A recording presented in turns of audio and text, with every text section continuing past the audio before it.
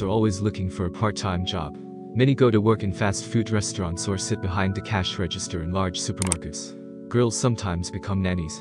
A 22-year-old college student from New Jersey, Kirsten Miles, found a family in need of a nanny through her acquaintances. George and Farah Roscoe had a 9-month-old daughter, Talia. The baby was an unusual child. She had gray whites of the eyes, and her skin was yellowish in color. The reason was that Talia was born with a severe liver disease, biliary atresia. This disease affects 1 in 18,000 babies. Without a new organ transplant, the girl was doomed. With such a disease, the baby could last no more than 2 years. The little girl was on the waiting list for a new organ, which was to come from a donor. Within just 3 weeks of working with Talia, Kirsten had grown to love her as if she were her own daughter.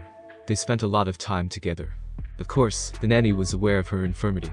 One day Miles offered to help the little girl. She said that if her tests turned out to be appropriate, she intended to give part of her liver to Talia. She was willing to be a living donor for the little girl. Kirsten has often donated blood, but giving part of her liver was a much more serious act.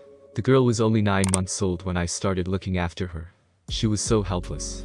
Talia couldn't tell me what was wrong with her or ask for help, Kirsten recalls. The girl's parents were shocked by the suggestion.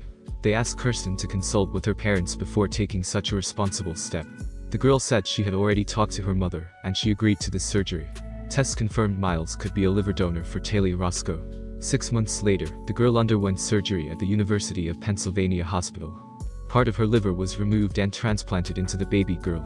Both surgeries were successful. She gave us the chance to save the baby. Without Kirsten, we would have waited a long time for a donor. We might not have waited for him at all. Without Kirsten, our baby could have just died, Farah Roscoe commented. Now the baby is no different from her peers. She is cheerful and energetic. The girl is healthy, all thanks to her nanny. As soon as the story became public, Miles was simply showered with grateful messages on social media. Kirsten even wrote a separate post where she apologized for not having enough time to thank everyone for the support and kind words to her. Even the doctors, when they found out that there would be a live donor, were amazed at Miles' selflessness. Do good to others and it will come back to you.